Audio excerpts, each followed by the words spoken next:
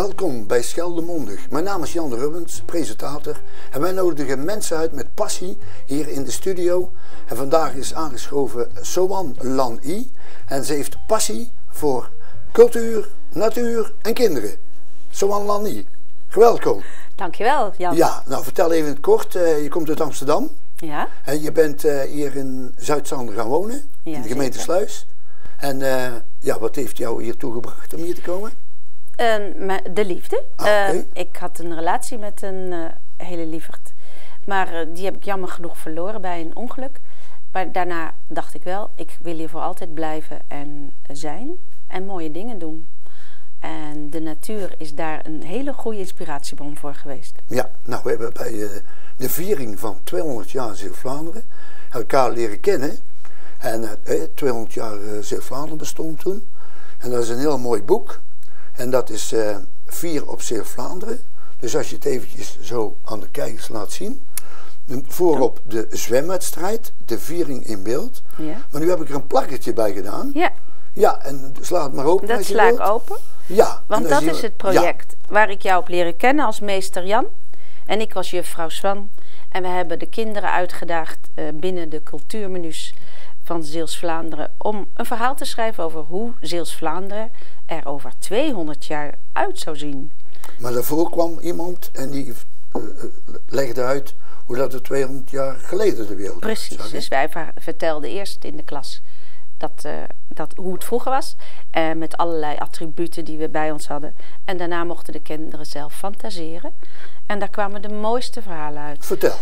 Robots die alles voor je deden, ook je huiswerk. Een chip in je hoofd, zodat je niet meer naar school hoefde. Dan kon je de hele dag spelen. Machines waar hamburgers kant-en-klaar uitkwamen. Maar ook glijbanen waarbij je in een glijbaan kon glijden vol limonade. Noem maar op. Vliegen kon je vanzelf. Je hoefde niet meer te fietsen, niet meer te lopen. Alles ging vanzelf.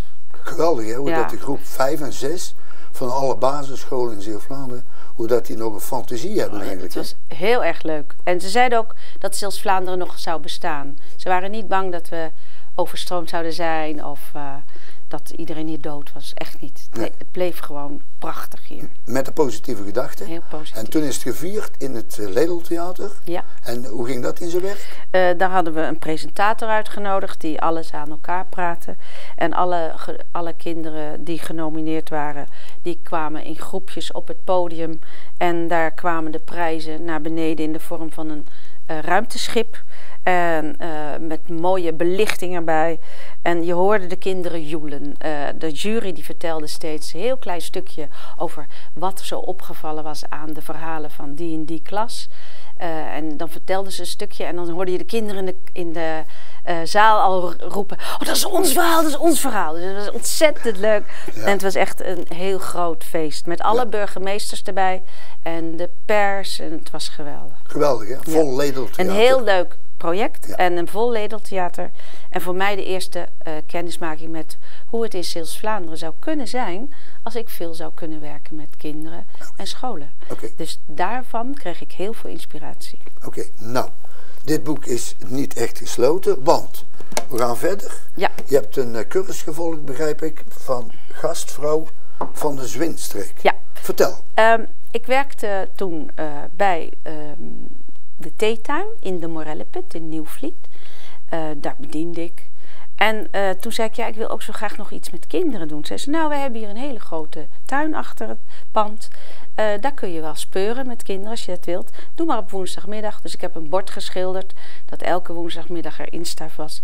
En toen kwamen er kinderen, dan gingen we speuren in de tuin. Dus dan zochten we naar diertjes en we konden in de waterput kijken of er salamanders in zaten. Toen zei ze, nou weet je, dan laten we ook samen maar deze scholing volgen. Want daar kun je altijd wat aan hebben. Dus toen zijn we samen de scholing tot gastvrouw van de Zwinstreek gaan volgen. En toen hebben we allemaal evenementen bedacht. Dus eerst paardrijden en daarna bij hun thee drinken. Of eerst wandelen en daarna iets snoepen bij een restaurant. En allerlei evenementjes die zelfs ook grensoverschrijdend waren. Want er waren ook heel veel mensen uit België bij. Ja. En die hebben dan ons ook laten zien hoe zij promotie maken voor hun middelen of voor hun producten. Ja. En dat was heel leuk om te doen, want toen leerde ik weer veel meer mensen kennen. En toen kon ik weer een volgend project starten. Ja, maar even over dit. Dat is dus het Zwin zie ik daar staan, IVN. En dan de stad Damme, Knokke-Heist, Europese Unie. Ja. En dan, we zijn er grensoverschrijdend, met steun van de Europese Unie, provincie. Geweldig project lijkt me. Het was heel erg leuk. Heel veel van geleerd, want we gingen ook bij elkaar kijken. Dus we zijn ook op excursie gegaan naar België. Daar hebben we dan verschillende evenementen, plekken gezien. Maar ook gewoon locaties waar je kon overnachten. Ja. Of een heel leuk landgoed waar je zelf fruit kon plukken. En zo hebben we geleerd van elkaars evenementen. Zodat we onze gasten, want er waren ook veel mensen bij die zelf een bed and breakfast hadden of een hotel. Zodat die hun gasten beter kunnen voorlichten wat hier allemaal te doen is. Ja. Dus daar is toen ook een landkaart of een fietskaart uit ontwikkeld. Met alle locaties daarbij. En volgens mij is dat het allerbeste wat je kunt doen. Mensen die al passie hebben voor de streek, het ook weer laten promoten. Ja. En het aan elkaar laten doorvertellen. Dus die Belgen zijn ook weer hier geweest. Ja, en zo krijg we hebben zo grensoverschrijdend contacten. Ja. En meer begrip ook voor elkaars evenementen.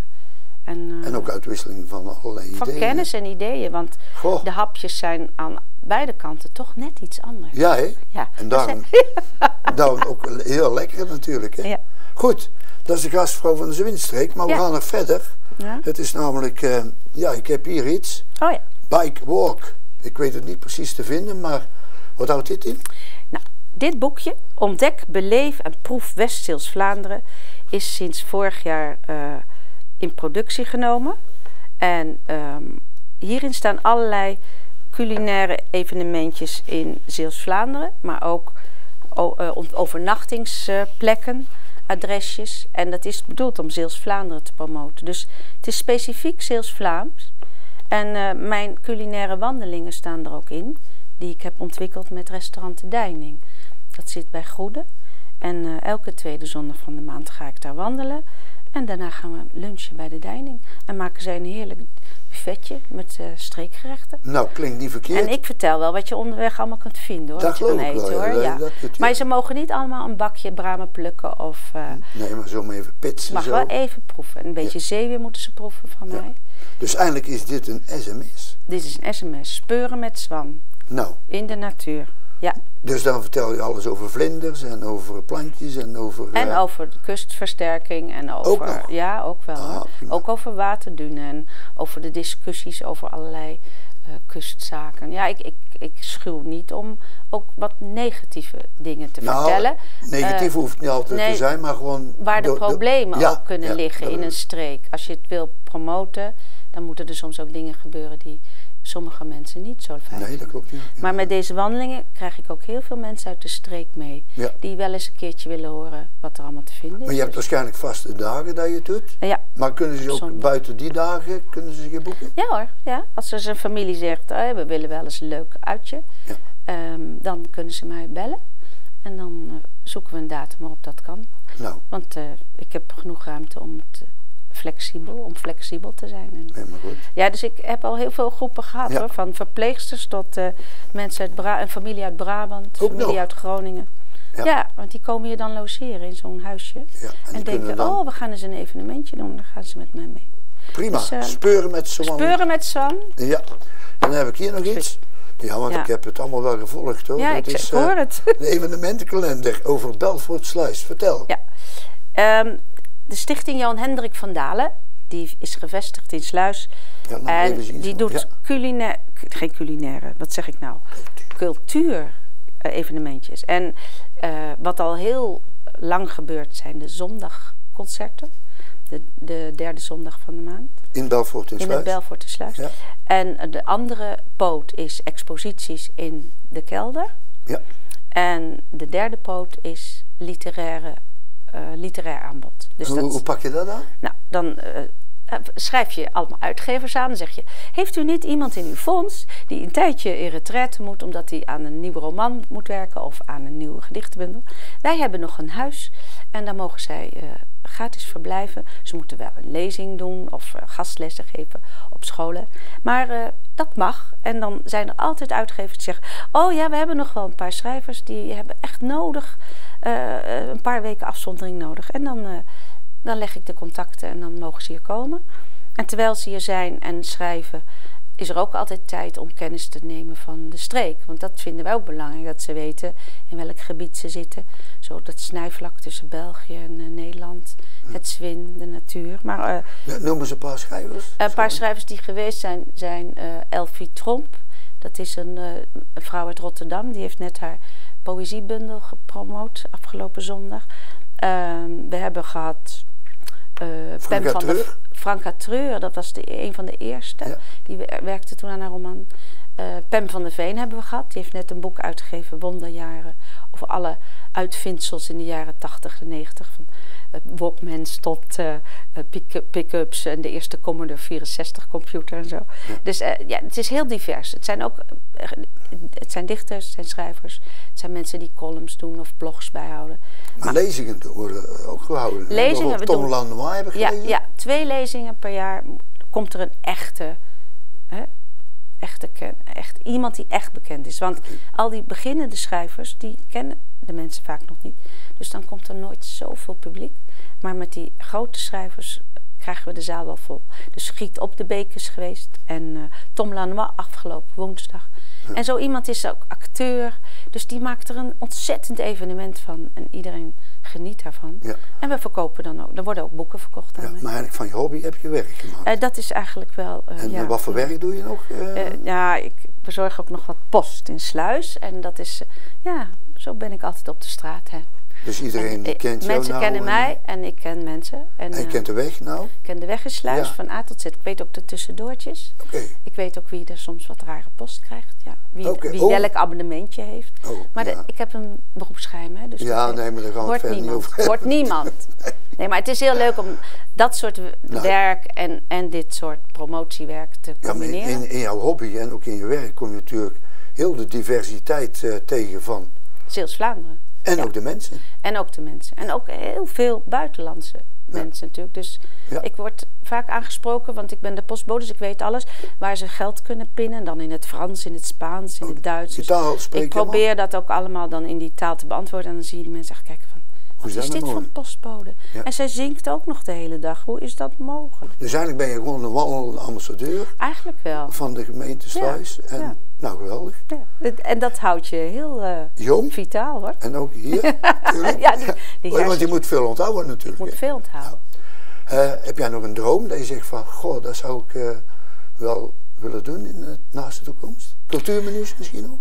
Ja, ik zou nog wel heel graag een project willen doen. En dat is het volgende. Dat is een beetje ouderwets iets.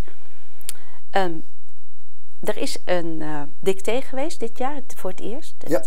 Johan Hendrik van Dalen dicté. Stil, toen was ik net culinair aan het wandelen, dus dat kon niet. Maar dat dicté, dat zou ik zo graag ook met scholen doen. Maar dan moet je natuurlijk voorrondes bedenken. Want kinderen gaan niet zomaar meedoen aan een dicté als ze niet geoefend hebben. Nou, dat zou ik dus heel leuk vinden als cultuurmenu. Het hebben over taal. En dan samen met de kinderen oefenen, voorrondes. En dat dan de beste meedoen met dat dicté. Wat in het Belfort weer gaat plaatsvinden. Dat zou volgend jaar zijn. Dus eigenlijk soortgelijk aan 200 jaar Zeeuws-Vlaanderen? Eigenlijk wel. Zullen we dan maar weer in de combinatie doen? Oh Jan, meester Jan, u mag weer meedoen. Okay. Ik ga u vragen of u mee mag doen. Nou, dat wordt dan een aanzoek, beste kijkers. Dit was echt passie voor de natuur, voor de taal, voor kinderen, enzovoorts, enzovoorts. Schrijvers, te gek om op te noemen. Zo, Lanny, hartelijk dank. Graag gedaan. Voor je tijd en ook voor je energie. Ja hoor. Dankjewel. Hè. En doe mee hè. Doe mee hè.